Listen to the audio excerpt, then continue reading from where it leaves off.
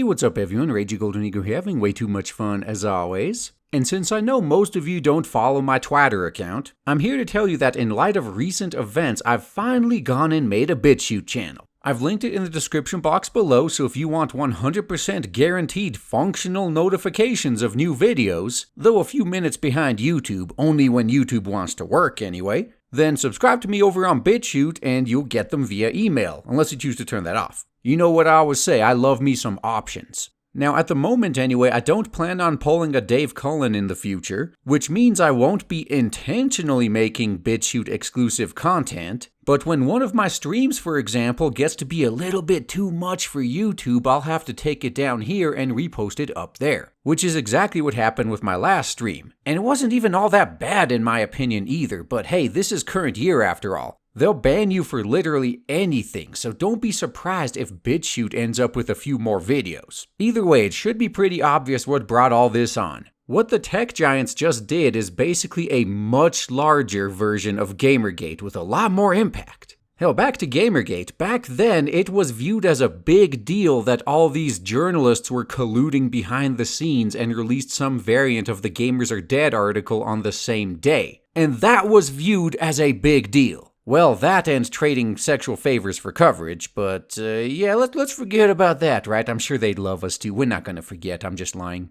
What's going on here is a lot worse. It's obvious to anybody looking at this that the big tech giants all colluded behind the scenes to kick Alex Jones off of pretty much every single major media platform around. And just like with Gamergate, within a few hours of each other. Though Twitter, to their credit, only gave him I think a week-long suspension from what I know. His account is still up, but the fact that he's had a previous suspension means it's probably gone for good next time though. But unlike Gamergate, however, this actually did get the attention of President Trump. I really love saying that, by the way. I could hear reeing off in the distance every time I do. It's great. It's music to my ears. But anyway, what he will actually do, if anything, remains to be seen. And this is all especially up in the air considering that Congress just voted unanimously to basically wag their finger at him in a condescending manner for calling the press the enemy of the people. Seeing this, I doubt these politicians will have the balls to go against their owners. And by that I mean the ones who keep their wallets and their campaign coffers full. But they might jump at the chance to increase their power further via additional government regulations.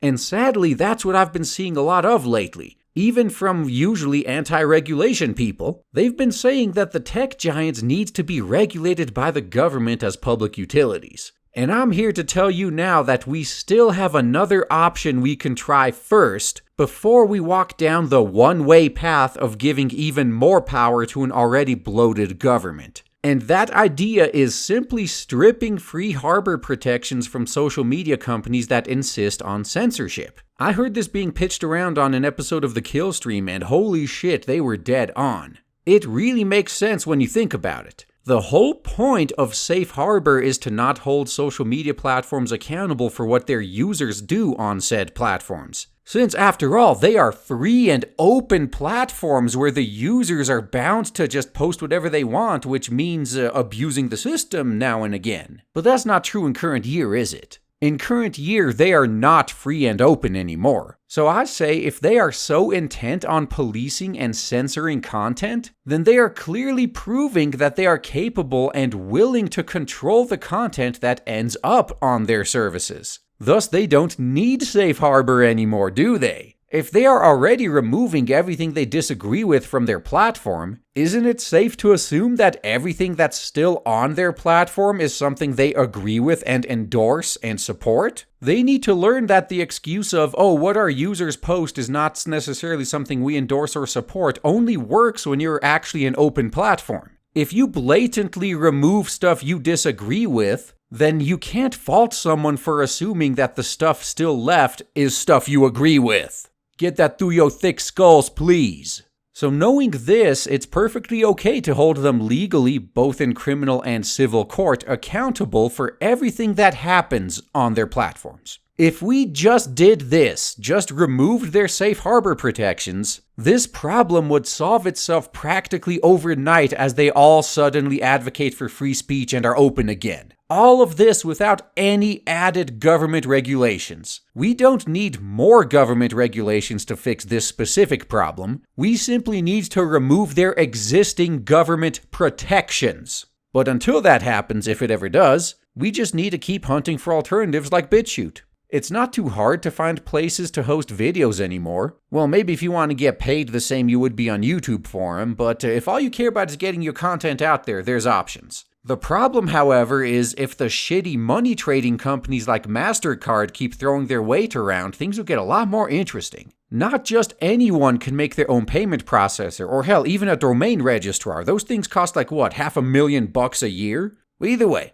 back to payment processors. That's something that takes a lot of money and connections. So I don't really see much hope for competition in this arena, at least in the traditional sense. Instead, the more the establishment keeps pushing, the more alternatives, like for example platforms that are uncensorable by design and alternative currencies like crypto, are actually made viable. And before anyone says shit like, oh, if you just follow the terms of service of all these social media companies, you'll be fine, realize that terms of service for these platforms are made to be as vague as possible and subjective, so they can always kick off literally whoever they want. It's something our government does too, actually. Look up the concept of overcriminalization. Actually, you know what? Now that I mention this, I'll do a video on that. Hell, I'm gonna record it right after this one. Yeah, that's actually a good, relevant topic in current year. But tangent aside, by wording the terms of service in a way that's pretty much all subjective interpretation, they just need to point to someone they don't like and they can easily find a reason to remove them.